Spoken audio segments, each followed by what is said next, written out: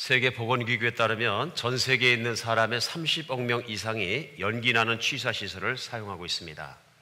그냥 무슨 굴뚝에서 나가는 연기가 아니고요. 집 지붕 밑에서 취사를 하기 위해서 화덕을 만들어 놓고 불을 떼면 그 연기가 모두 집 안에 퍼지는 그런 취사 구조를 가지고 있는 집에 전 인류의 절반에 해당하는 사람들이 그렇게 살고 있다 하는 얘기입니다. 그로 인해서 매년 한 200만 명의 사람들이 연기로 인한 폐렴, 만성 폐쇄성 폐질환, COPD를 걸려서 사망한다고 합니다. 우리가 정말로 연기 안 나는 집에서 사는 것만 해도 얼마나 감사할 일인지 모릅니다. 세계 인구의 절반이 그렇게 살고 있다 그러니까요. 그 적정 기술을 연구하고 그것을 전파하고 있는 적정기술 봉사단이 한국에 있는 봉사단이 학생들로 구성돼 가지고 지난 7월 달에 베트남에 나가서 섬긴 그 기사를 제가 읽은 적이 있습니다. 그래서 베트남에 있는 한 100여 가정에 연기가 나지 않는 화덕 블루 스토브를 설치해 줬습니다. 이 블루 스토브는 지름이 35cm, 높이가 40cm 되는 그 화덕인데요. 단열재로 모래를 채워놓고 완전 연소가 될 수 있도록 고열로 띄워준 것입니다. 고열로 띄워져서 그에서 그로 말미암아 나오는 연기들을 없앤 것입니다. 사진 없습니까? 연기들을 없애서 그 안에 있는 그 정말 취수함으로 나타나는 모든 연기들을 갖다가 없앨 수 있는 그런 시스템을 오늘 사진에 보시는 것처럼 그렇게 마련해 준 것이죠. 그래서 수많은 가정에 100가정 이상의 이것들을 마련했더니 얼마나 가정들이 좋아했는지, 그리고 특별히 할머니가 손녀딸이 맨날 기침을 하고 살아가지고 힘들어했는데 이 화덕을 설치했더니 너무너무 기뻐했다는 말씀을 들었습니다. 인도 단기 선교 갔을 때 보니까 아이들과 함께 모여서 공터에서 집으로 쫙 둘러싼 공터에서 이제 프로그램을 하는데요. 거기서 같이 찬양하고 막 풍선도 만들어지고 왕관도 씌워주고 하는데 제가 자꾸 기침이 나는 거예요. 저는 두 가지 경우에 기침이 납니다. 뭐냐면은 외부 환경 요인이 기침하게 만들었을 때, 두 번째는 내부적으로 감기에 걸렸을 때. 그러니까 제 몸이 센서인데요. 외부 환경 요인이 우리가 볼 때 화씨 80도를 넘어가기 시작하면 기침을 시작합니다. 그래 85도가 지나서 아예 더워지면 기침이 스탑하는데요. 그래서 저는 이게 체온성 알레르기라고 스스로 결정을 내렸습니다. 근데 그날 이상하게 기침이 나는 거예요. 근데 제가 감기가 없었는데 기침이 나서 이상하다 그랬더니 보니까 제 바로 뒤에 있는 집에서 점심 때라서 나무 화덕을 떼가지고 집안에서 밥을 하는 거예요. 그 연기가 저는 몰랐는데 저한테 소록소록 오니까 기침이 쿨럭쿨럭 나는 거예요. 그래 보니까 그 안에도 기침이 하는 사람이 있고 집안을 이렇게 보니까 운막집같이 쳤는데 연기 천재예요. 집안이 온통 연기예요. 그냥. 그래서 야 저거 어떻게 해드려야 되겠다. 저렇게 하면 문제가 많겠다 하는 생각을 했었는데 적정 기술의 그 블루 스토브 같은 것만 있다면 큰 돈 들어가는 거 아니니까 얼마든지 할 수 있구나. 그렇게 생각하면서 이 기술이 얼마나 중요한가 생각해 봤습니다. 오늘 적정 기술에 대한 영상을 보았습니다만은 우리가 그 디자인하는 분들은 대개 보면은 세계에서 디자인하는 사람들은 어떤 특정한 사람들을 대상으로 디자인하기 마련입니다. 특정한 사람이 누굽니까? 그 상품을 디자인해서 살 사람들을 생각을 하면서 디자인하는 것이죠. 근데 세상에서 요즘 나오는 거 보니까 자동차 같은 경우는 15년 내지 20년 정도 사용할 수 있다 그럽니다. 근데 대개 보면은 한 2.5년 정도 사용하면 다 바꾼대요. 그러니까 무슨 얘기냐면요. 매년 이렇게 디자인이 자동차도 바뀌고 2년마다 바뀌고 뭐 매해 달라지고 이렇게 하는 이유는 왜 그러냐면요. 수요를 창출해내는 거죠. 그만큼 세상에서는 많은 사람들이 무엇을 일하느냐면요. 그 물건을 사줄 사람들을 위해서 일합니다. 맞습니까? 그런데 그러한 물건들을 끊임없이 사줄 수 있는 사람들은 돈을 소유하고 있는 전 인류로 봤을 때 돈을 가지고 있는 10%에 지나지 않는다는 것입니다. 그러니까 수많은 기술들과 모든 것을 누구를 위해 사용하느냐면요. 그 10%를 위해서 디자인하고 사용하는 것입니다. 근데 요즘 들어서 나머지 소외된 90%, 실제 돈이 없어서 그러한 문명의 발전에 모든 혜택을 누리지 못해서 소외된 90%를 위한 디자인이 굉장히 발전하고 있는 거예요. 얼마나 감사한지 몰라요. 제 마음속으로. 그래서 심지어는 그 좋은 머리들과 재능들을 돈 버는데 10%의 돈을 주는 사람들에게만 쓰는 것이 아니라 실제로 그 기술이 적용되고 삶을 향상시키는 필요가 있는 사람들을 위해서 쓰는 것이죠. 그래 아프리카 같은 경우에도 머리에 물동이를 이고서는 한나절 4시간, 5시간을 걸어가서 물을 퍼서 다시 4시간, 5시간 돌아와야 되는 막 그런 곤혹스러운 인생을 계속 삽니다. 수원이 없어서 물이 없었어요. 그것도 흙탕물이에요. 그런데 이런 적정 기술이나 이런 정말 90%를 위한 디자인을 연구하는 사람들이 물통을 개발해가지고 큰 몇십 갈롱 들어가는 물통을 그 동그랗게 만들어가지고 거기에다 쇠 막대를 꽂아가지고 그냥 아이들이나 여자들도 그냥 물을 가득 채운 몇십 가롱이 들어있는 통을 갖다가 그냥 앞에서 끌기만 하면 줄줄줄, 이게 뭐 동그랗게 생겼으니까 끌려갈 수밖에 없는 거죠. 그런 것들을 개발을 해가지고 물통을 개발하고 그런 것들을 제가 이렇게 보았습니다. 얼마나 감사한 일입니까? 그들의 인생을 뭐 획기적으로 변화시켜주는 그런 발명들이고 개선들인 것입니다. 그런 면에서 생각해 보면은 우리가 생각할 때 스티브 잡스는 참 젊은 나이에 갔지만은 이 세상에서 큰 일을 하고 갔다 하고 참 스티브 잡스를 그리워하는 사람조차 있다는 얘기를 들었습니다. 그럼 스티브 잡스는 위대한 사람이냐? 저는 위대한 사람은 아직은 아닌 것 같습니다. 왜냐하면 그의 인생은 살 수 있는 소수의 사람들이 전화기와 컴퓨터를 누를 수 있는데 일조를 한 것이지 위대한 일을 했다고는 저는 생각하지 않습니다. 왜냐하면 그래도 괄목할 만한 일을 달성은 한 것이죠. 근데 위대한 일을 한 사람은 어떤 사람들이냐 우리 생각했을 때요, 정말 자기의 재능과 자기의 시간과 인생을 갖다가 이 소외되어 있는 90%를 향해서 끊임없이 뭔가 그들의 삶이 개선되도록 평생을 섬겼다 그러고 우리는 그 사람의 인생을 볼 때 위대한 인생이라고 얘기할 수 있는 것입니다. 문제는 내가 얼마나 성공했느냐, 세상적으로 잘 사느냐에 따라서 위대하냐 위대하지 않냐 결정되는 것이 아니고 그 자기의 재능과 시간을 투자해서 일어난 결과에 대한 가치입니다. 얼마나 가치 있는 일을 했느냐 하는 것에 따라서 우리는 참 위대한 인생을 그 사람이 살았다 하는 것을 얘기할 수가 있습니다. 여러분, 우리는 어떻게 하면 위대한 인생을 살 수 있을까요? 한번 생각해 봐야 됩니다. 인생에 태어나서 거의 같은 시간과 비슷한 재능을 갖고 태어나서 우리 인생을 그래서 어떻게 쓰느냐, 어떻게 개발하에 따라서 우리 인생의 결과는 획기적으로 다를 수밖에 없는 것입니다. 이 세상에서 가장 가치 있는 인생은 어떤 인생일까요? 우리 신앙인에게는 그 해답이 분명하게 나와 있습니다. 무슨 인생이냐면요, 하나님의 뜻을 이루는 인생입니다. 내 인생을 통해서 하나님의 뜻이 일어나면 내 인생은 위대해지는 줄 믿으시기 바랍니다. 하나님이 위대하신 것처럼 내가 그 하나님의 뜻을 따라서 끊임없이 살게 되면 결국 내 인생의 끝은 내 인생이 위대하다는 결론을 가져가게 되는 것입니다. 하나님의 뜻은 무엇이냐면요, 우리가 하나님의 뜻대로 그분의 능력과 그분의 선하심을 따라서 그분의 나라를 이루며 사는 것입니다. 그 일을 하며 사는 곳이 어디냐면 바로 교회예요. 그래서 우리 지난주부터 교회 정말로 그 5주년이 이제 10월 달에 돌아오면서 우리가 좋은 교회에서 어떻게 하면 위대한 교회로 발전해 나가느냐 하는 것에 대해서 계속 말씀을 나누고 있습니다. 오늘 두 번째 시간인데요, 교회가 나쁜 교회, 보통 교회, 좋은 교회, 위대한 교회로 구태여 얘기한다면 얘기할 수도 없지 않아 있다 하는 얘기입니다. 그래서 한부전교회는 좋은 교회에서 위대한 교회로 발전해가는 그 길을 하나님 말씀 가운데 찾고 그 길을 걸어가기를 원합니다. 또 이미 알았던 분들은 다시 한번 생각하면서 인생을 살아도 교회를 세워도 교회가 일어나도 위대한 교회가 일어나겠다는 하는 생각을 다시 한번 하고 그 위대한 교회의 한 부분으로 살아가는 여러분과 제가 되었으면 좋겠습니다. 우리 지난주에는 에베소 말씀 4장 말씀 초반부를 가지고 같이 나눴습니다. 위대한 교회가 되는 첫 번째 조건은 하나가 되는 것입니다. 교회가 아무리 커도 또 교회가 아무리 뭘 열심히 일을 해도 그 교회가 서로가 분쟁이 있고 싸우고 난리가 나고 그 안에서 갈라져 있고 그렇게 됐으면 그 교회를 위대한 교회라 그럴 사람은 아무도 없습니다. 맞습니까? 그러니까 교회가 가장 중요한 건 뭐냐면요, 성령이 하나 되게 하신 것을 힘써 지켜서 교회에 하나 되는 것을 이루는 것입니다. 그 하나 된 것을 이루는 것은 뭐냐면요, 우리의 성숙함입니다. 그리스도 예수의 말씀만 따라가는 우리의 성숙함이 있을 때 교회는 하나 되기 시작합니다. 우리는 사람도 다르고 배경도 다르고 개성도 다르고 다 다르지만은 우리에겐 한 아버지, 한 성령, 한 침례 똑같은 것이 있는 것이 있기 때문에 공통점을 중심으로 해서 하나님의 말씀을 중심에 나갔을 때 우리는 하나 될 수 있습니다. 그래서 우리 지난주에 말씀 나눈 것이 우리 교회 안에서 제거되어야 될 것은 개인주의적인 사고방식과 집단 이기주의적인 사고방식만은 없어져야 된다.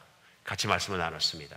그렇게 우리 모두가 성령의 하나 되심 가운데서 하나 되었을 때 하나 된다고만 또 가만히 있으면 위대한 교회가 되는 건 아닙니다. 그렇죠? 똘똘 뭉쳐서 하나가 돼서 우리끼리 좋으니까 우리끼리만 가만히 있자 그런다고 하나 되는 것은 아닙니다. 위대한 교회는 위대한 무엇을 해야 되고 위대한 모양이 드러나야 합니다. 오늘 두 번째 시간으로 에베소 말씀 4장 7절로 12절 본문 말씀 가지고 하나님의 위대한 교회가 되는 두 번째 조건을 한번 찾아보겠습니다.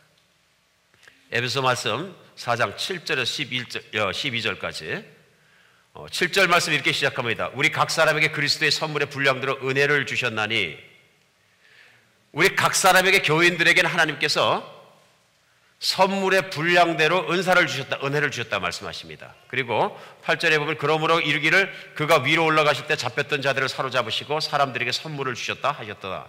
올라가셨더라 하였은즉 땅 아래 낮은 곳으로 내리셨던 것이 아니면 무엇이겠느냐. 내리셨던 그가 곧 모든 하늘 위에 오르신 자니 이는 만물을 충만하게 하려 하심이라.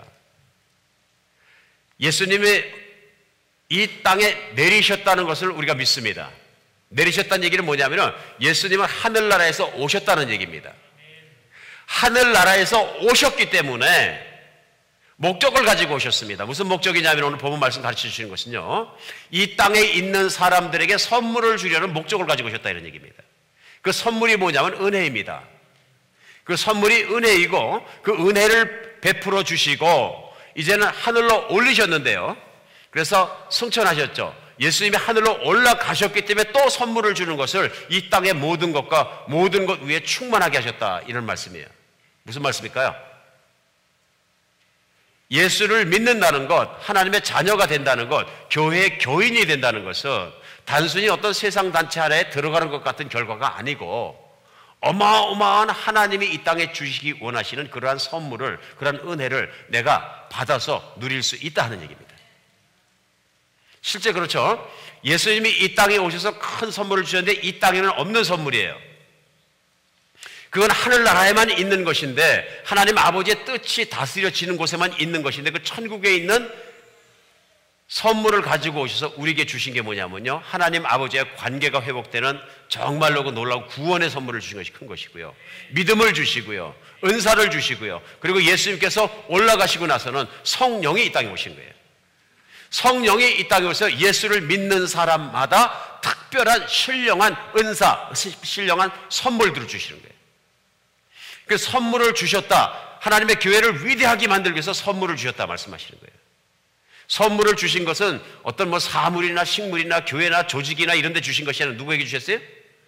사람에게, 우리에게, 예수를 믿는 사람에게 선물을 주셨다고 얘기하는 거예요. 그 선물을 주신 이유가 또 나옵니다. 11절에 보면요, 그가 어떤 사람은 사도로, 어떤 사람은 선지자로, 어떤 사람은 복음 전환자로, 어떤 사람은 목사와 교사로 삼으셨으니, 12절이 마지막 절이고 요 절입니다. 이는 성도를 온전하게 하며 봉사일을 하게 하며 그리스도의 몸을 세우려 하심이라. 그래서 선물을 주시고 사람들에게 사명을 주시고 직임을 맡겨주셨는데, 교회 안에 그러니까 현재 볼 때에도 어떤 사람은 사도가 있고 선지자가 있고 복음 전환자가 있고 목사와 교사가 있지 않느냐 그런 얘기입니다. 근데 선물을 주시고 이런 사람들을 직임을 써서 세워주신 이유가 뭐냐면 바로 12절입니다. 결국은 교회 안에 있는 성도들을 온전하게 하고, 그렇죠? 믿음이 없던 사람이 믿음이 강해지고 예수의 말씀을 못 따라서 말씀 따르게 하고 봉사의 일을 하게 하고 결국은 교회를 섬기게 하고, 그리고 그리스도의 몸을 어떻게 세우려 하시는 거예요. 그리스도의 몸 곧 교회를 세움으로 말미암아서 하나님의 위대한 교회를 세운다 이런 얘기입니다. 자, 그럼 오늘 말씀을 총정리해서 지난주처럼 한 단어로 뽑아보겠습니다. 지난주에는 하나됨이었는데요, 이번 주에는 저훈 한비전교회가 위대한 교회로 가기 위해서는 하나님께서 우리에게 무엇을 주셨다는 얘기일까요? 한마디로 얘기하면 무엇을 주셨다는 것 같습니까? 예, 결국은 대상은 사람입니다. 위대한 일꾼을 주셨다는 얘기입니다. 교회가 위대한 교회가 되기 위해서는 무엇이 필요하냐면요, 하나됨이 필요하고요, 그 다음에는 위대한 일꾼이 필요합니다. 일꾼 없이는 하나님의 나라가 일어서지 않습니다. 하나님은 절대로 세상에서 하나님의 나라를 천사들만 시켜서 천사들의 나라를 만들지 않으셨습니다. 하나님은 하나님의 나라를 일으키기 위해서 하나님의 사람들을 일으키셨습니다. 우리에게 믿으시죠? 사람 없이는 교회가 됩니까? 안 됩니까? 안 됩니다. 건물이 아무리 멋있어도, 아무리 좋은 음악팀이 있고 모든 게 있어도, 아무리 좋은 설교자가 있어도 사람이 없으면 안 됩니다. 교회는 사람들의 공동체입니다. 교회는 예수 그리스도를 머리 삼고 예수를 믿는 사람들이 모인 사람들의 공동체입니다. 그러니까 중요한 건 뭡니까?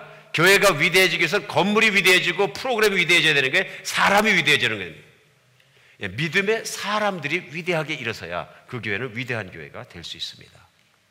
오늘 교회가 위대한 교회가 되기 위해서 하나님께서 위대한 일꾼을 주시기 위해서 두 가지를 주셨습니다. 오늘 두 가지를 주셨는데요, 그 첫 번째 본문 가운데 나와 있는 게 뭐냐면 은사입니다. 하나님은 위대한 일꾼들을 키우기 위해서 첫 번째 선물을 주셨다고 말씀합니다. 7절에 나와 있는 말씀처럼 우리 각 사람에게 그리스도의 선물의 분량대로 은혜를 주셨나니 하고 말씀하십니다. 근데 그 선물 주신 목적이 뭐냐면 12절이에요. 그 은사를 주심으로 말미암아 성도를 온전하게 하며 봉사일을 하게 하며 그리스도의 몸을 세우기 위해 주셨다 그러는 거예요. 여러분 은사 받으셨어요? 자신이 없으신데 은사 안 받고 예수 그리스도를 섬기는 사람이 되신 분 계세요? 없습니다. 예수를 믿는 모든 사람은 각자의 분량대로 선물을 받는 줄 믿으시기 바랍니다. 우리가 받은 최고의 선물은 뭡니까? 예수를 믿는 순간 내 안에 성령님이 오신 거예요. 성령님이 우리 안에 오시고요. 그 성령님이 우리에게 선물을 주셨다고 성경은 분명히 말씀하세요. 오늘은 선물을 주셨다 하고 끝났는데 동일하게 사도 바울이 쓴 고린도전서 12장에는 이런 종류의 선물들이 있습니다. 예를 들자면 설명이 나옵니다. 그래 고린도전서 12장에 나와 있는 선물들의 종류는 이런 것입니다. 12장 4절에서 11절까지 보면요. 은사는 여러 가지나 성령은 같고 직임은 여러 가지나 주는 같으며 또 사역은 여러 가지나 모든 것을 모든 사람 가운데서 이루신 하나님은 같으니 7절에 보면요. 각 사람에게 성령을 나타내시면 유익하게 하려 하심이라. 어떤 사람에게는 성령으로 말미암아 지혜의 말씀을, 어떤 사람은 같은 성령으로 지식의 말씀을. 그렇죠? 실제로 성령 받으시니까 글자를 하나도 읽을 줄 모르는데 할머니가 예수를 믿고 나시니까 말씀하시던데요. 아, 내가 예수 믿으면 좋다 하는데 이제 내가 다 알아불었어 그러시더라고요. 그래서 뭘 그렇게 알아부르셨어요? 그랬더니 인생이 깨달아져.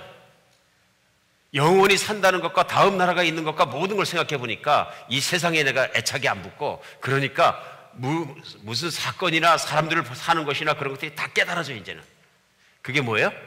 삶의 길을 알게 되고 삶의 방법을 깨닫게 되고, 이 모든 것은 지혜예요. 하나님이 주신 큰 지혜들이 우리 안에 생긴 거, 이건 은사예요.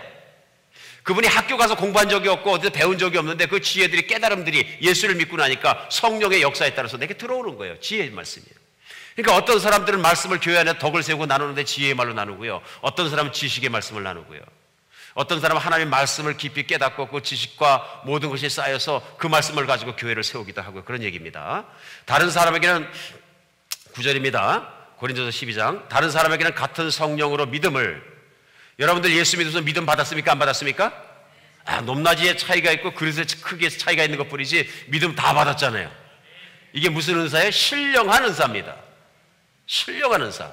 내가 예수 믿기 전에 깨닫지 못했던 인생의 방법과 인생의 모든 지혜가 깨달아지고, 내가 예수 믿기 전에 없던 그 믿음이 생겨가지고 이제 믿음을 통해 모든 걸 생각해야 되고, 이 모든 건 성령이 내게 주시는 은사예요.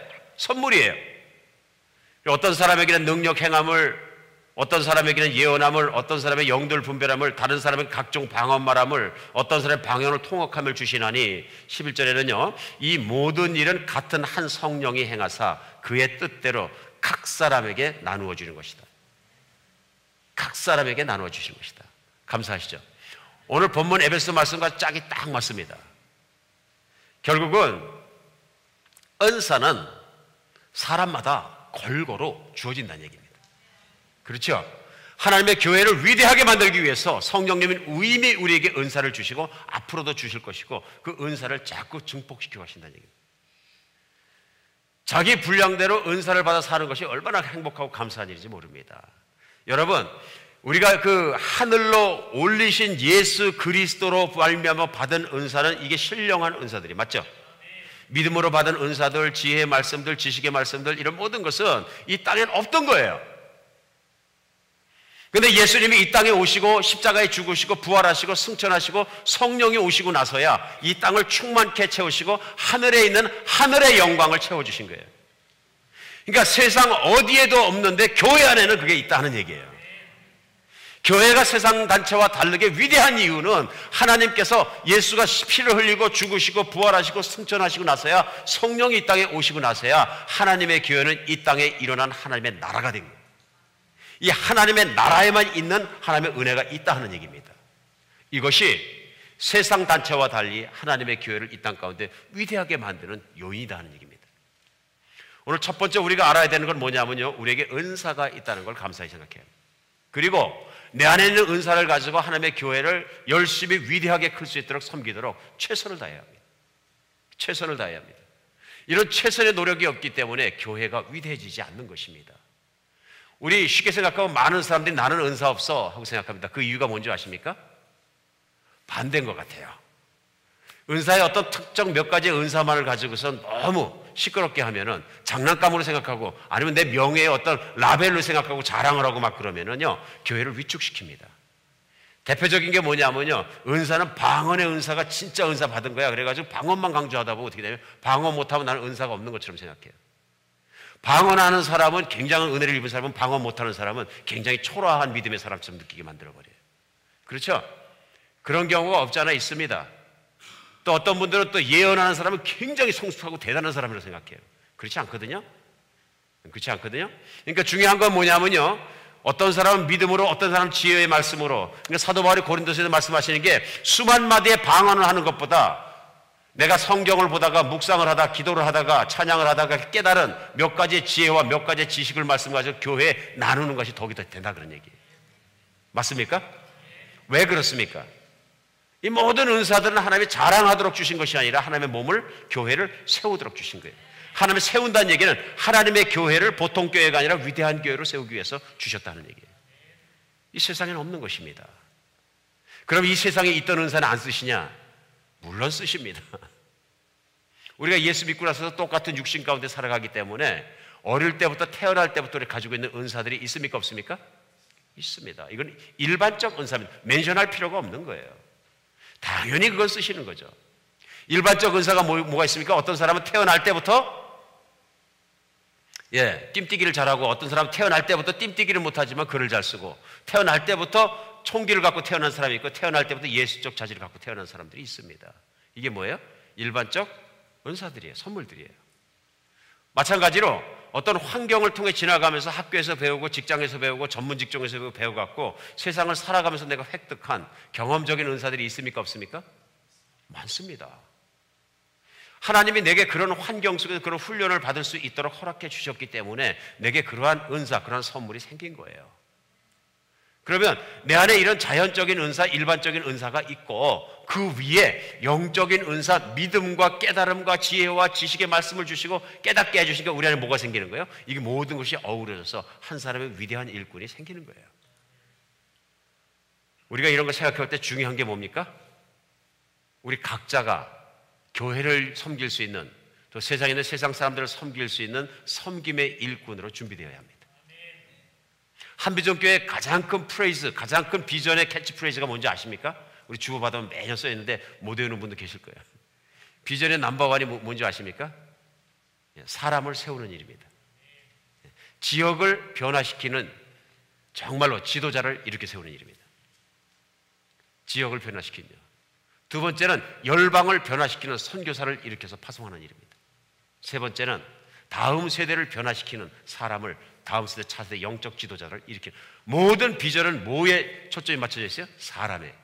사람의 변화에, 사람이, 보통 사람이 위대한 일꾼으로 변하는 과정에 맞춰져 있습니다. 이것은 이호셉 목사 생각이 아니고요, 성경에 나타나 있는 하나님의 뜻입니다. 정말입니다. 그러니까 예수님이 이 땅에 오셔서 제자들을 데리고 제자들을 세우시고 사람을 세우는 일에 최선을 다하신 거예요. 동일한 일을 한비전교회에서 추구해 나갔을 때 정말 동일하게 기름 부으신 성령님이 그 모든 사역과 사람 위에 기름 부으실 줄 믿습니다. 여러분과 제가 살아가는 21세대 현 세대는요, 교회를 섬기고 세상을 섬기고 하는데 진짜 어려운 시대예요. 진짜 어려운 시대예요. 예를 들면 저 같은 경우에요. 어쩔 때 가끔 무슨 생각하냐면요, 야, 참 힘들다. 달래서 힘든 게 아니고요, 차라리 한 60년 전에 목사했으면 그땐 TV도 없고 아무것도 없으면은 전화기도 없고, 그러니까 어느 지역에 가서 목회자하면 그 지역에 있는 구 안에서 열심히 하면 웬만하면 열심히 하는 목사 될 수 있어요. 그렇죠? 야, 그 이호셉 목사 사역 열심히 한다, 금방 될 수 있는데, 요즘에는 무슨 설교를 들으시더라도 귀가 얼마나 커지셨냐 하면요, TV 딱 켜놓으면 어떻게 돼요?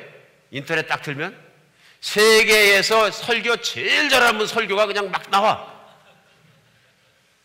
그러니까 듣고 은혜 받으신 거 좋은데 교회 와서 비교해야 하네요. 이게 목사하기가 너무 힘들어졌어요. 목사만 그럴까요? 모든 게 다 그래. 찬양도 그렇고 모든 것이 선교를 똑같이 해도 그래요.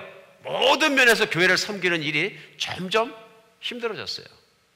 왜냐하면 그만큼 요구가 높아진 거예요. 어쩔 때 그렇게 부정적으로 생각하다 가만히 생각해보면 이건 잘된 일이에요.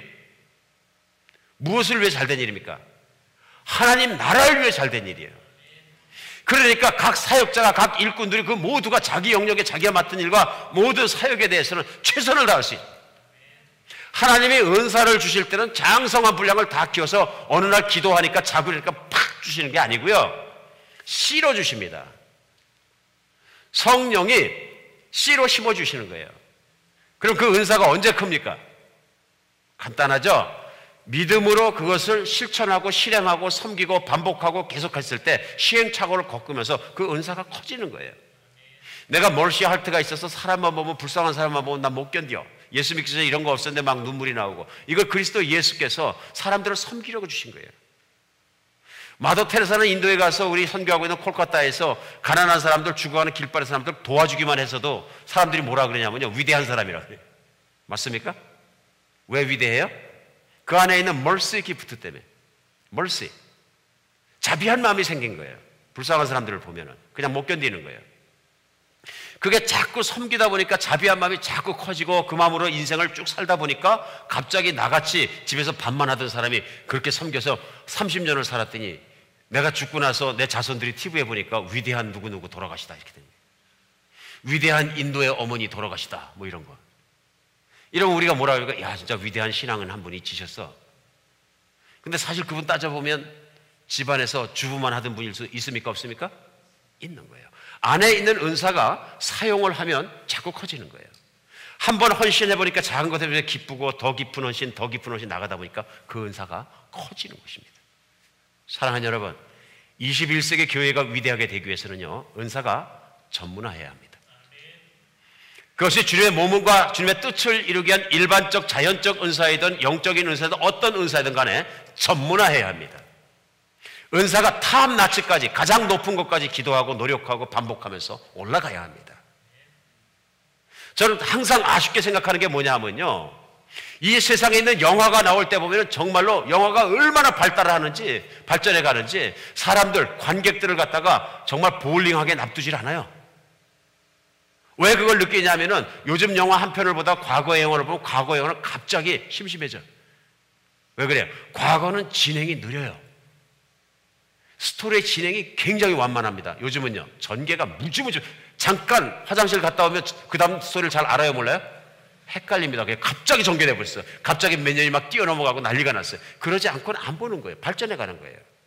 사람들이 무엇을 흥미롭게 느끼고 어떻게 그들의 주의력을 집중하는 것을 붙잡느냐 하는 것을 철저하게 연구한 거예요. 꼭 나쁜 건 아닙니다. 발전해 가는 것이에요. 그런데 기독교인이 예수 그리스도에 관한 영화를 만들면은 100년 전의 영화를 만들어요. 갑자기 고리타분해져요. 예수님의 사역은 세상에 하나님 나라가 임하는 것은 고리타분한 일이 아니고요. 이 세상에 있는 어떤 소재보다도 어떤 것보다도 익사이팅하고 정말로 굉장한 것이에요. 이런 소재를 가지고 갑자기 어떤 사람 손에 들어가니까 고리타분한 몇십 년 묵은 얘기만 푹 나와버려요. 사람들이 관심이 없는 거예요. 맞습니까? 영화 배우가 영화 감독이 멜 깁슨 같은 사람이 The Passion of the Christ 영화를 만드니까 안 믿는 사람도 수많은 사람이 가서 봐. 근데 보니까 그리스도 예수의 그 하루간의 일을 그리는데도 정말로 가보니까 그 그리스도의 그 하루의 삶을 익사링하게 만들어놨어요. 안 믿는 사람들이 앉아서 막 울어. 그래서 믿음 들어간 줄 알고 제가 예수를 믿으십니까? 그러니까 나와서 하는 얘기는 눈이 시뻘건 자매가 예수 안 믿어요. 그러는 거예요. 그럼 왜 우셨어요? 불쌍하잖아요. 옛날 영화에는 그런 게 없거든요. 그렇죠?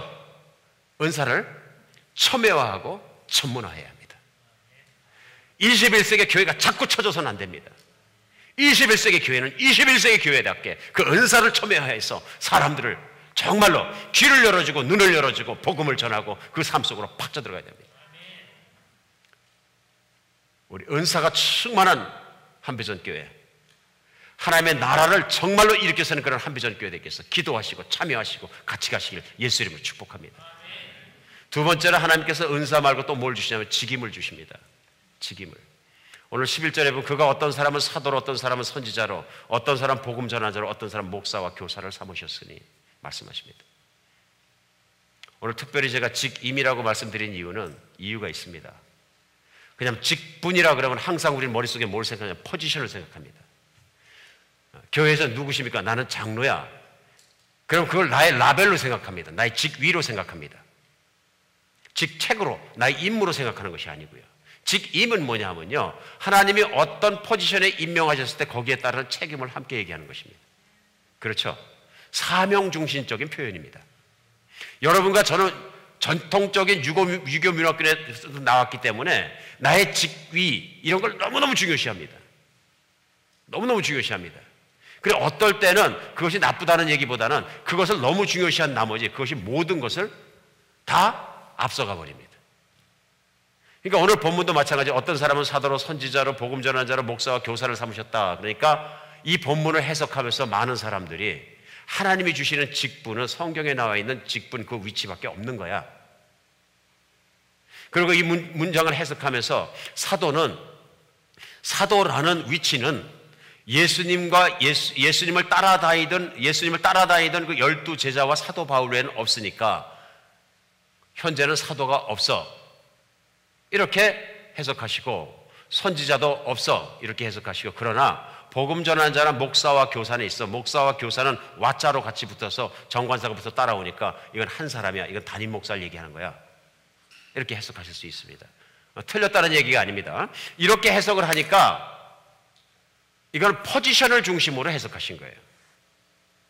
근데 어떤 분들은 또 이렇게 해석하십니다. 이 얘기는 현대에도 사도가 있고 선지자 있고 다 있다는 얘기야. 그러니까 현대교회 담임 목사는 사도고, 그 다음에 현대교회도 선지자가 있으니까 선지학교 두고 예언학교 두고 예언하는 교회 자매들이 있고, 또 그럼 뭐라 그래, 신사도적 교회 이렇게 만드는 교회도 없잖아. 있다, 그런 얘기예요. 그리고 두 교회가 부딪히면 막 부딪혀요. 막 서로 아니라 그러고요. 저는 그렇게 생각합니다.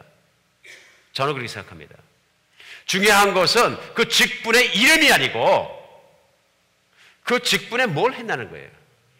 오늘 사도 바울이 얘기하고 싶은 건 그런 얘기가 아니고요. 한 성령이 하나 되게 주셨는데 각장의 은사를 주시고 그 은사 하나를 통해서 모든 교회를 일어나게 하셨느니라. 또한 다양한 은사를 주신 것처럼 다양한 직분도 주셨는데 그런 다양한 직분을 주셔서 이루시는 게 뭐라고요? 성도들을 일으키시는 거예요. 성도를 온전하게 하고 봉사일을 하게 하고 그리스도의 몸을 세우기 위해서 그런 직분들을 주셨다는 거예요. 그럼 이 직분에서 가장 중요한 건 뭡니까? 그 직분이 하는 일이에요. 교회를 세우는 방법이고요. 책임이에요. 사도는 뭐 하는 분들입니까? 예수 그리스도의 말씀을 듣고 가르침을 배움받고 예수를 모르는 곳에 가서 증인의 역할을 하고 설교를 하고 말씀을 전해서 믿는 사람들이 돌아오면 교회가 생기고 교회를 치리하고 또 다른 지역에 또 열고 했던 정말로 그 복음을 증거하는 증인의 삶을 살아갔던 1세기의 사람들이에요. 맞습니까? 그러면 오늘날은 사도는 없어도 되지만 뭐가 있어야 돼요? 사도의 일을 하는 사람은 있어야 됩니까? 없어야 됩니까? 있어야 되는 거죠. 사도적인 사명을 감당하는 사람은 있어야 되는 것이죠. 21세기에 사도적인 사명을 감당하는 사람들이 있습니까? 없습니까? 제가 보니까 많던데요. 있습니다. 하나님의 교회를 위대한 교회로 만들기 위해서는 사도적 사명을 감당하는 사람들이 있어야 되는 거예요. 사도적 사명이 있는 사람들은 로컬 교회를 같이 하더라도 어떻게 합니까? 세계적으로 보고 온 천지에 있는 교회를 다 보고 전도가 안 된 곳을 보고 열방에 정말 그리스도의 증인이 안 쓴 곳을 생각하고 교회와 그 모든 것을 네트워킹하고 전체를 크게 보겠지. 아무래도 사도적 사명이 하는 일이에요. 그러한 직임을 감당할 때 하는 일입니다. 선지자는 뭐 하는 분들이에요? 선지자는 하나님의 말씀을 순수하게 선포하는 사람들입니다. 하나님의 대변자들이죠. 왜 합니까? 우선 믿는 사람들을 하나님의 말씀대로 살기 위해서 합니다. 우리 구약의 선지자들 보면 하는 그 기능이 뭡니까? 제사장이 타락하고 성도들이 타락하고 나라가 타락해서 제사가 엉망이 되고 가짜가 되고 막 엉망진창이 됐을 때 선지자들을 일으켜서 말씀 선포하잖아요. 내가 나에게 돌아오라. 너희의 모든 제사는 다 썩었고 하나님께서 쓰꺼비. 이사야 말씀처럼. 선지자 하는 펑션이 뭐냐면요, truth telling이에요. 하나님의 진리 대신 말씀, 하나님의 말씀을 희석되지 않게 전해줌으로 말미암아서 하나님의 길로 돌아오게 하는 데 있어요. 물론 선지자의 그 중에 하나가 뭐냐면 미래의 일도 얘기하는 퓨처 텔링에 대해서 일부 합니다. 그러나 그건 일부예요. 그러나 오늘날 수많은 사람들이 어떻게 생각하면 선지자는 예언을 하는 것뿐이 아니라 앞에 일어날 일만 얘기하는 무슨 점쟁이 같은 기능에 대해서만 얘기를 하는 거예요. 아닙니다. 선지자의 가장 중요한 기능은 하나님의 말씀을 바로 전하는 것입니다. 그러니까 이런 내용들을 생각해서 그 직임을 상태로 어떤 그 사명적 부르심을 중심으로 보았을 땐 이해가 갑니다. 아, 위대한 교회가 되기 위해서는 이런 직임들이 다 필요하겠다. 이런 일을 감당해야 된다, 누군가. 우리가 그런 각도에서는 이 문장만 보고 막 그렇게 할 것은 아니다 하는 얘기입니다. 오늘 우리가 중요한 것이 있습니다. 그것이 뭐냐 하면요, 이런 직임들을 감당할 만한 사람들은 태어날 때부터 이렇게 되는 것이 아니라 은사의 개발을 통해서 이런 직분들로 발전해 간다는 걸 아셔야 됩니다. 그러니까 왜 그러냐면요, 세상에서도 그렇습니다. 세상에서 리더십을 가르치는 가장 유명한 책을 제가 읽어보니까 리더십을 개발하는 그 중요한 길이 뭐냐면요, 그 리더십이 어떻게 세워지는가 아는 거라고 쓰면서 제일 먼저 쓴 게 뭐냐면요, 이 세상에 천부적으로 리더적인 자질을 갖고 태어난 사람은 한 4%쯤 된답니다. 4%. 그리고 나머지 96%는 그럼 어떤 리더냐? 좋은 리더를 보고 배운 사람이라고 그래요. 보고 배운 사람. 그런데 역사적으로 볼 때 세상을 바꾸고 변화시키고 큰 일을 한 그 리더들을 관찰해 보면 태어난 리더보다는 개발된 리더, 보고 배운 리더가 훨씬 많다는 거예요. 배울 점이 있습니다. 오늘 우리가 참 생각할 때 뭐냐면요, 교회 안에서는 얼마든지 이러한 직임들을 감당할 수 있는 교회 중직들과 앞으로 사역의 중직들을 감당할 만한 사람들을 발견하고 개발하고 키워가고 세워야 된다는 얘기입니다. 맞습니까? 이런 직임들이 언제 발견되느냐 하면요, 교회를 섬길 때 발견되는 거예요. 아, 내가 이런 은사가 있구나. 아, 내가 이런 일을 감당할 수 있구나. 또 교회 전체가 볼 때, 아, 저분은 이러한 직임을 감당할 수 있다. 한비전 교회는 그러한 일꾼들을 찾아내고 그런 일꾼들을 세우는 일에 몰입하고 끝까지 뛰겠습니다. 교회는 위대한 일꾼이 위대한 교회를 세우는 것입니다. 다른 거 볼 거 없습니다.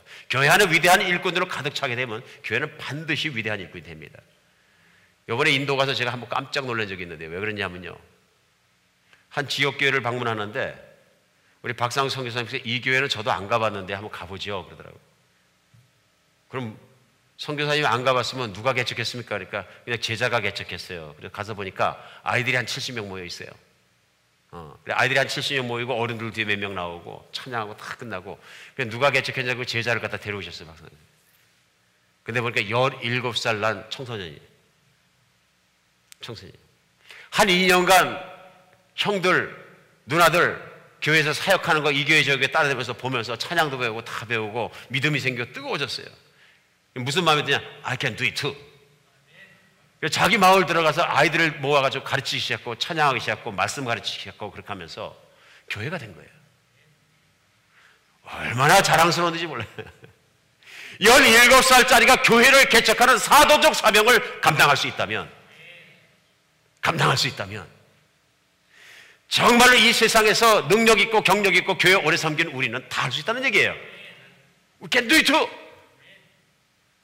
저는 사도적 사명이라는 게 뭐냐면, 사명만 놓고 볼 때는 뭐냐면요, 예수 안 믿는 사람 믿게 하고, 그리고 좀 아틀란타에서도 예수 안 믿는 전도해서 내가 목장하고 목장에서 그들 섬기고, 또 교회가 생기면 또 다른 데 가서 교회 개척하고 목장을 또 분가시키고, 이게 사도적 사명 아니겠습니까?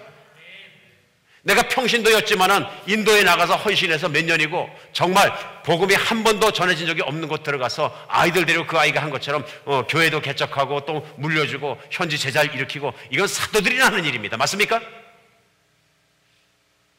그런 직임을 감당할 수 있는 사람으로 얼마든지 일으킬 수 있다는 얘기입니다. 그래서 이런 일들이, 이런 리더들이 일어나면 교회는 위대한 교회가 될 것이고, 교회가 앉아있는데 똑같은 일을 하면서 똑같은 반복을 하면서 발전도 없고 변화도 없고 그런 상태에서 교회가 10년이고 20년 계속 간다 그러면 숫자는 많아져도 위대한 교회는 안 되지만 반대로 비대한 교회는 될지 모르죠. 나 이런 단어가 어디서 생각나나 몰라요. 이거 은사예요, 그죠? 어떤 분이 점심 먹으면서 저를 만나 한참 30분쯤 점심 먹고 대화하고 나서 결론을 내리셨어요. 목사님은 표현의 은사가 있으시네요, 그러더라고요. 저 그거 없으면 굶어 죽는 거 아닙니까? 감사한 일이죠. 조금이라도 은사 주신 거 참 감사히 생각합니다. 이렇기 때문에 하나님의 교회가 위대한 교회를 세워주기 위해서 은사와 책임을 주신 거예요. 그리고 일을 맡기시는 거예요. 그 일 속에서 또 배우고 커가는 거예요. 그렇기 때문에 오늘 말씀을 적용해야 합니다. 적용 안 하면 소용없습니다. 교회 각종 훈련을 참여하시기 바랍니다. 한비전 교회는 아시는 것처럼 훈련에 몰입한 교회입니다. 예수님이 이 땅에서 위대한 교회를 세워나가실 때 제자 12명의 모든 걸 거셨습니다. 맞습니까? 그리고 그 훈련에 몰입하셨어요. 훈련하시는데 그냥 훈련하신 게 아니라 현장 훈련시키셨어요. 하나님 나라가 일어나기 위해서요. 이 위대한 교회로 가는 길입니다. 우리 예수님만 따라가면 됩니다. 그렇기 때문에 우리 비전의 첫 번째가 뭐냐면요, 지역을 변화시키는 평신도 리더들을 일으키는 거예요. 그냥 헛것으로 떠드는 게 아니라 이 지역을 변화시키는 1,000명의 목자를 일으키자. 1,000명의 목자, 사도성을 가지고 정말로 그런 약진할 수 있는 그런 복음에 가지고 가슴이 뜨거운 목자들을 일으키지 못하면 이 지역에 대한 복음화는 저절로 되는 거예요. 맞습니까? 우리가 지금은 작아 보일지 모르지만 목자가 목자를 낳고 그런 시절이 꼭 오고 그렇게 번져가기 시작하면 이의 N승으로 발전하고 자연적인 성장을 하고 유기적으로 성장하고 생육하고 번성하라 땅을 정복하는 그리스도의 말씀이 복음 가운데 이루어지면 점령 됩니까 안 됩니까? 저는 된다고 분명히 믿습니다. 그러기 위해서는 우리가 훈련 들어와야 되는 거예요. 한비전 교회가 위대한 교회로 가고 있다는 건 허공에 부르짖는 헛소리가 아니라 현실이라는 걸 제가 설명을 드리죠. 지난 5년을 이별리스가 돌아보면 어떻게 되냐면요, 첫 해 제자 훈련하니까 몇 분 안 나오셨어요. 10분 오셨어요. 두 번째 20몇 명, 세 번째 30명, 그 다음에 40명, 금전에 55명. 뭐가 보이십니까? 제자 훈련이 돼가고 있는 걸 보여주시는 거예요. 제자 훈련이 깔때기처럼 자꾸 커가고 있는 걸 보여주시는 거예요. 언젠간 1년에 제자 훈련 100명, 200명 이제 받다 보면 목자들이 나오시겠죠? 그 모든 하나님의 주신 사명들을 감당해 갔을 때 교회가 위대한 교회로 발전해 갈 줄 저는 믿습니다. 현재의 모습을 볼 것이 아니고 우리가 되돌아보면서도 미래에 하나님께서 반드시 그 길을 이루시겠구나 하는 확신을 가지시기 바랍니다. 저는 이것들이 우리 하나님께서 역사하시는 위대한 교회로 가는 실증들이라고 저는 분명히 믿습니다. 각종 훈련 많습니다. 교회에서 제자 훈련뿐만 아니라 사명자 훈련 생기고 금전대 사명자 훈련 끝났습니다만 내년 2월 달에 사명자 훈련 2기가 또 시작합니다. 복음학교 시작해서 2기 올라가고 있고요. 그 뒤에 사명자 훈련 끝나면 내년도에는 사역자 훈련 또 시켜드리겠습니다. Don't worry. 훈련에 대해서는 don't worry. 근데 문제는 뭐냐면 내가 그 안으로 계속 들어와야 되는 거예요. 그래야 발전하죠. 그래야지 은사도 커지고 섬김도 커지고 직임도 커지면서 자꾸 내가 목자했다가 다른 거 하고 심지어는 전임사역자도 하고 모두 하고 내가 커가면서 교회를 섬기는 폭이 넓어지는 거죠. 위대한 일꾼으로 발전해 가는 것이죠. 두 번째는요, 교회 각종 사역에 참여하시기 바랍니다. 훈련에 참여하시고 사역에 참여하셔야 돼요. 그냥 가만히 서가시고 한비전 교회 나 시켜주겠지 그러면 안 시켜드려요. 몇 번 설명드렸죠. 훈련에 참여하고 사역에 내가 자꾸 참여하다 보면 작은 일이 커지고 책임이 있게 되고 직분을 감당하게 되고요. 죄송합니다만 다른 교회에서 어떤 직분이 있을 때 일단은 그 직분대로 일을 안 시키는 게 한비전 교회는 다 아시잖아요. 왜 그래요? 같이 훈련받고 같이 섬기고 하다 보면 그분의 그러한 부르심과 그러한 은사와 모든 것이 tested and proved, TP, 훈련과 섬김을 통해 테스트 앤 프루브 되었을 때 교회 직임이 자꾸 달라져도 괜찮다 그런 얘기예요. 그러니까 한비전 교회에 와서 고단한 훈련 받기 싫으시고 고단하게 무슨 단기 선교 해외로 다니기 싫고 뭐도 하기 싫고 지역 선교도 하기 싫고 전도도 하기 싫고 그러시면 직분을 가지고 있어도 직분에 대한 모든 일을 하실 수 없는 거죠. 맞습니까? 그러니까 한비전 교회 들어오셔서 도전하는 교회이기 때문에 두 가지 중에 하나 받을 수밖에 없습니다. 이런 용광로 같은 데 뛰어들어오시든지 함께 녹아져 버리든지 아니면 전기도 안 되면 나와 호흡이 맞는 분에게 찾아가시든지. 제 교만하게 한비전 교회에서 사람 안 받겠습니다 이런 얘기는 아닙니다. 그러나 그걸 어떻게 할 수는 없는 것입니다. 저희가 지향하는 교회가 있고 성경적인 교회가 있기 때문에 저희 한비전 교회는 그 길을 끝까지 갈 것입니다. 무슨 말씀이 있어요? 뭘 하나라도 잘해라. 하나라도 잘해라. 저는 그런 길로 위대한 교회로 한비전 교회에 갔으면 좋겠습니다. 각종 훈련과 사역을 찾을 때 열심 내시기 바랍니다. 열심을 내고 내가 열심히 했는데도 뭐가 안 된다. 그걸 같이 상담할 일이죠. 그렇죠? 그러나 분명히 길이 열린다고 저는 믿습니다. 어떤 분이 말씀하세요. 아이, 목사님 다 목자면 누가 목원해요? 그래. 도무리 목원은 계속 들어오고 있어요. 그 쉬운 논리를 갖다 이렇게 물어보시면 어떡해요? 절대적으로 목원은, 그런 뜨거운 목자님들이 많이 있으면 절대적으로 목원은 전도해서 다 들어오게 돼 있어요. 우리 한비전교회가 강한 일꾼들을 양성하는 병거성으로 발전해 가기를 하나님께 기도하고 또 그렇게 원합니다. 우리 모두 동참해서 이 시대에 정말로 하나님의 교회로 위대한 하나님의 나라를 이룰 수 있는 그런 교회로 우리는 발전해 가야 합니다. 은사를 개발하시고 두려워하지 말고 일로 뛰어들어오시기 바랍니다. 일로 뛰어들어오신 분들을 반대하지 않습니다. 불같이 불 붙여드리겠습니다. 기도하겠습니다. 예, 하나님 아버지, 오직 아버지의 영광이 주님의 나라가 확장되고 나라가 정말 견고하게 서가는 그 모습 속에서 보기를 저희가 소원합니다. 그래서 아버지의 이름이 높아지시고 아버지의 뜻이 이 땅 가운데 다 일어나길 원합니다. 하나님, 저희들을 그렇게 사용하여 주시옵소서. 이 교회를 주님께서 온전히 다스려 주시고 주께서 믿음으로 주신 모든 은사를 사용하게 하시고 우리 몸 안에, 우리 삶 안에 주신 자연적인 은사와 모든 것을 사용하게 하시고 짧은 인생 살아가는 동안에 주님을 위해 온전히 헌신함으로 우리가 쓰임받음으로 이 교회가 위대한 교회로 발전해 가게 하여 주시옵소서. 우리 한 사람 한 사람 위대한 일꾼으로 사용하여 주시고 주춤거리지 않게 하여 주시옵소서. 그리스도 예수 이름으로 기도합니다.